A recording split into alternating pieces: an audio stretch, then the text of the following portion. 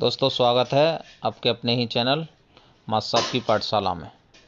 देखिए आजकल आपको क्या क्या समस्याएं आ रही हैं, ये मैंने कमेंट बॉक्स में से देखा है और आपने जो पोल किए हैं तो आप पोल में ज़्यादा से ज़्यादा पार्टिसिपेट किया करिए, जिससे आप पता चल जाए कि आपको क्या समस्या आ रही है। देखिए एक समस्या है कि दीक्षा पर लॉगिन नहीं हो रहा है आपका, लॉगिन विद स्टेट सिस्टम। तो 31 मार्च तक आप कैसे प्रशिक्षण करेंगे? पूरे कुछ रह गए आपके प्रशिक्षण, तो कैसे करेंगे? मानव संपदा पर पेरोल में समस्या आ रही है आपको, और कुछ और आपने प्रश्न पूछे हैं तो उन सब के मैं आंसर दूंगा।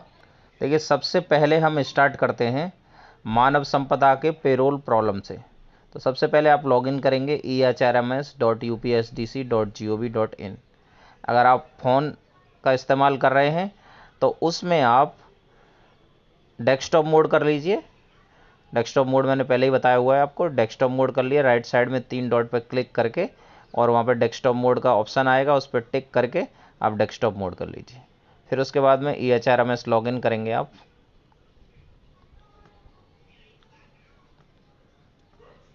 हो गया लॉगिन के बाद में आप पेरोल पे जाएंगे, पेरोल के बाद में बेसिक एजुकेशन पे गए। ये सारे स्टेप्स सबको पता हैं। इसके बाद में हमें जाना है अटेंडेंस पे। अटेंडेंस पे जाते हैं हम। अब क्या है, सबसे पहले प्रॉब्लम है लोगों को कि एक से ज़्यादा लीव कैसे भरें। ठीक है, 21/2 से लेके 20/3 तक ही डेटा भरा जाता है, एक महीने का डेटा भरा जाता है। पहले एक चीज़ अपने दिमाग में याद रख लीजिए कि सिर्फ एक महीने का डेटा भरा जाता है। अब मान लीजिए इसमें 2 लीव भरनी है, 1 फरवरी की भरनी है। देखिए ये यहाँ से 21 से हाईलाइट है, 21 फरवरी से लेके और ये 20 मार्च तक। तो मान लीजिए एक 25 फरवरी को लीव ली, 25 फरवरी से एक ही दिन की लीव है तो 25 फरवरी से 25 फरवरी, और अगर ज़्यादा दिन की लीव है तो ज़्यादा दिन सेलेक्ट कर लीजिए, 25 फरवरी। ओके, अब देखिए नंबर ऑफ डेज ऑटोमेटिक आ जाएंगे। Select reason, reason of leave, casual leave ली। ठीक है, स्टेटस सैंक्शन लीव ली, और यहाँ पे पर्सनल वर्क की वजह से ली तो पर्सनल वर्क सबमिट कर दी। ध्यान से देखते जाइए, सक्सेसफुली सेव्ड, एक लीव सेव हो गई है, एक लीव सेव है ऑटोमेटिक। अभी आपको और कुछ करने की ज़रूरत नहीं है। फिर मान लीजिए आपने दूसरी लीव ली 5 मार्च को, 5 मार्च। ओके, 5 मार्च फिर से सिलेक्ट किया हमने, 5 मार्च से 5 मार्च, एक ही दिन लीव ली थी। Okay, number of days leave आ गई 1। ठीक है, अब यहाँ से हमने कैजुअल लीव सेलेक्ट की, स्टेटस सेलेक्ट किया, सैंक्शन लीव, सैंक्शन मतलब अप्रूव लीव है, और यहाँ पे हमने कुछ भी लिख दो, जो जो आपने जिस वजह से ली होगी वो लिख दोगे आप, सबमिट। अब देखिए 2 लीव सबमिट कर दी, आप ऐड करते जा रहे हो, 2 लीव सबमिट कर दी आपने, 2 दिन की कर दी है। ठीक है, अभी आपकी 2 लीव हो गई सबमिट। अब आपको क्या है, मान लीजिए दूसरे एम्प्लॉय की भरनी है, तो बैक में जाइए, बैक में गए। ठीक है, यहाँ पे ऐड एडिट अटेंडेंस, यहाँ पे गए। अब मान लीजिए मैटरनिटी लीव भरनी है, और मैटरनिटी लीव पहले से चल रही है। मान लीजिए नवंबर से वो लीव, मैटरनिटी लीव चल रही है, 180 दिन की है, मान लीजिए 25 नवंबर से चल रही है। तो इसमें आप क्या भरेंगे? एक सीधी सी बात है, 21 से 20 का ही डेटा भरना है आपको, तो 21 से 20 का ही भरेंगे आप। उसमें तो आगे तो ऑप्शन है ही नहीं है, तो आगे पीछे कहीं नहीं जा सकते आप। 21 से 20, ठीक है, 28 नंबर ऑफ लीव डेज 28 हो गए, 21/2 से लेके 20/3 तक 28 इसलिए हो गए, वैसे तो 30 डेज होते क्योंकि बीच में फरवरी था ना, इसलिए 28 डेज हो गए। Select reason, maternity leave, select status, sanctioned leave, और यहाँ पे रिमार्क में लिख देंगे आप, मान लीजिए 25 नवंबर से लेके जब भी है 180 डेज हो रहे हैं, 180 डेज की लीव ली है या जितने दिन की भी लीव ली है, इसको हमने सबमिट किया। ठीक है, ये सक्सेसफुली सेव्ड हो गई। अब ये 2 टीचर्स की है। ठीक है, अगर आपने और भी किसी की ने लीव ली है तो वो आप देख सकते हैं, कर सकते हैं। अब हम क्या जाएंगे, फिर से बैक गए, बैक चले जाते जाइए, आप वहाँ पे पहुँच जाएंगे। अब lock attendance data, lock attendance data पे गए, देखिए एक एम्प्लॉई की क्या थी, एक कैजुअल लीव 25/2 से लेके 25/2 तक। यहाँ पे ध्यान से देखिए, क्योंकि यहाँ पे अगर आपने गड़बड़ी करी और एक बार लॉक कर दी तो फिर कुछ नहीं हो सकता। 25/2 से लेके 25/2 तक कैजुअल लीव, सैंक्शन लीव थी, पर्सनल वर्क था। दूसरी लीव थी इसी एम्प्लॉय की 5/3 से 5/3 तक एक लीव थी, कैजुअल लीव थी, सैंक्शन लीव थी, पर्सनल वर्क की वजह से थी।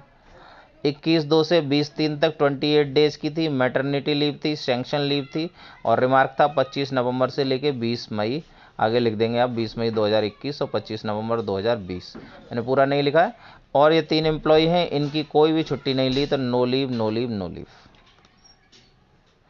जब तक आप लॉक नहीं करेंगे तब तक आप इसको कितनी बार चेंज कर सकते हैं। एक बार आपने लॉक कर दिया फिर चेंज नहीं कर सकते हैं। फिर अगर मान लीजिए हमने कुछ गलत कर दिया है तो बैक में जाएंगे हम,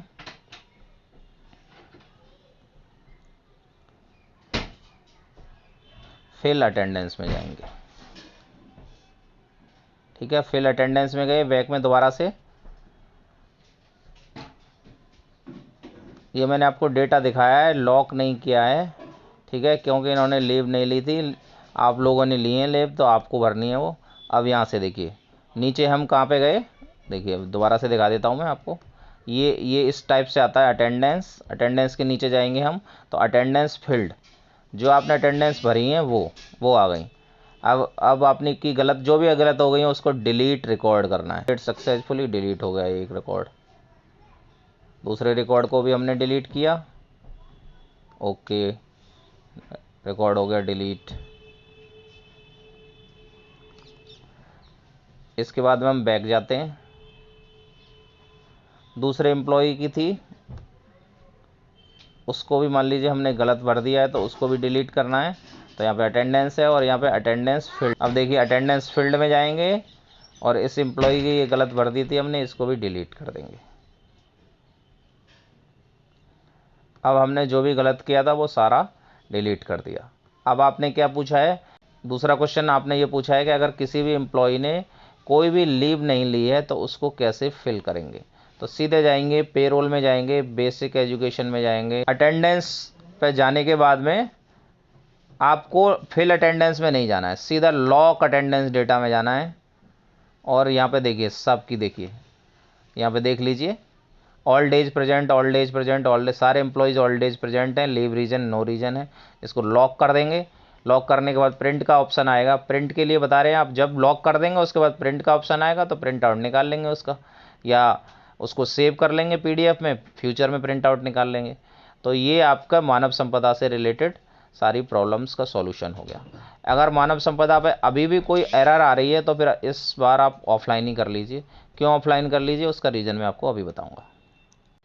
देखिए आपने क्या क्या प्रश्न पूछे थे, एक से ज़्यादा लीव भरने में समस्या आ रही थी और मैटरनिटी लीव भरने में और प्रिंट करने, ये आपके प्रश्नों के उत्तर हो गए, आपने ये पूछे थे। इसके बाद में यूट्यूब पर डिस्क्रिप्शन बॉक्स क्या होता है ये पूछा आपने। अब आपको किस कक्षा का समृद्ध लक्ष्य कठिन लग रहा है, तो कक्षा 5 का लग रहा है आपको। तो अब आपको बता दूं ज़्यादातर लोगों ने बोला है किसी भी कक्षा का नहीं है, सब लोगों को समझ में आ गई है, बहुत बढ़िया है। सबको सारे वीडियो समझ में आ रहे हैं, देख रहे हैं, हमारे व्यूअर्स को समझ में आनी चाहिए।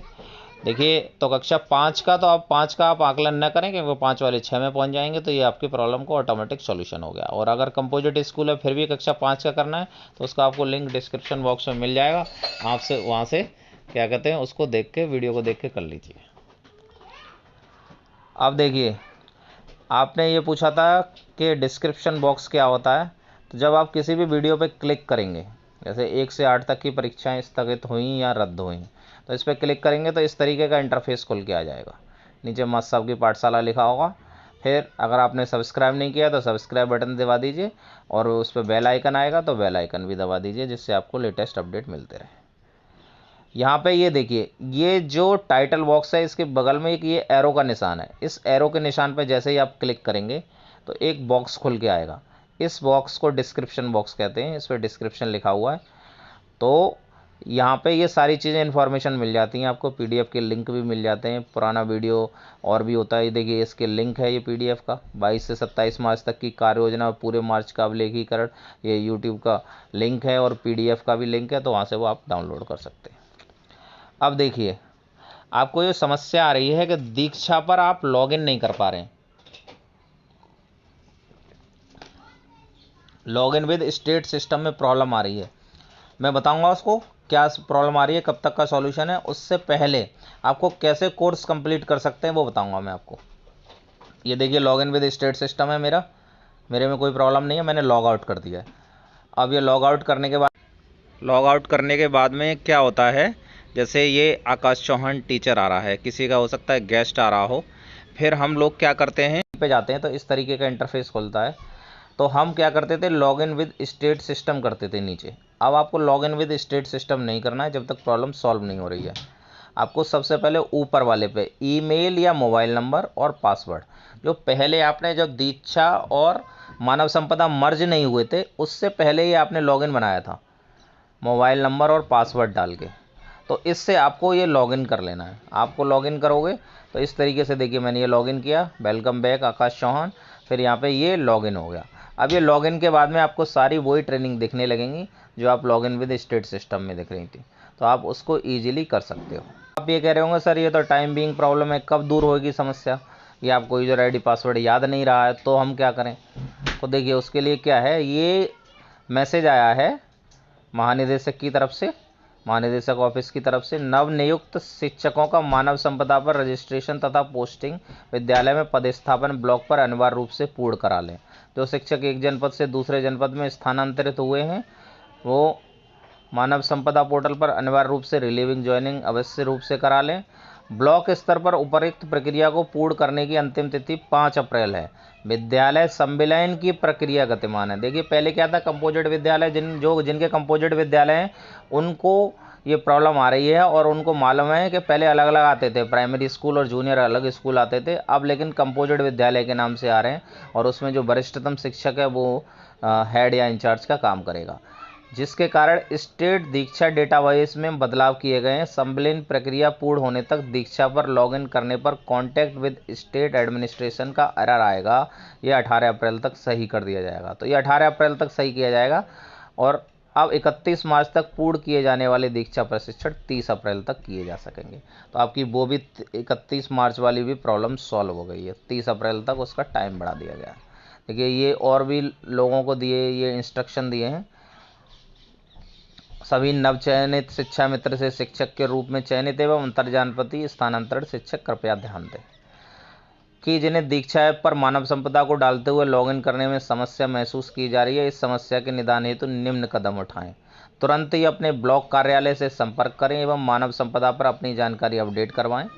यदि आप नवचयनित शिक्षक हैं तो अपना पंजीकरण करवाएं। यदि आप स्थानांतरित या शिक्षा मित्र के पद से शिक्षक के रूप में चयनित हुए हैं तो स्थानांतरित जनपद से ऑनलाइन रिलीविंग, देखिए ऑनलाइन रिलीविंग मतलब वहाँ पे जो कोड है वहाँ से ऑनलाइन रिलीविंग लेनी है एवं वर्तमान जनपद एवं विद्यालय में ऑनलाइन ज्वाइनिंग की प्रक्रिया अनिवार्य रूप से 5 अप्रैल तक पूर्ण कराएं।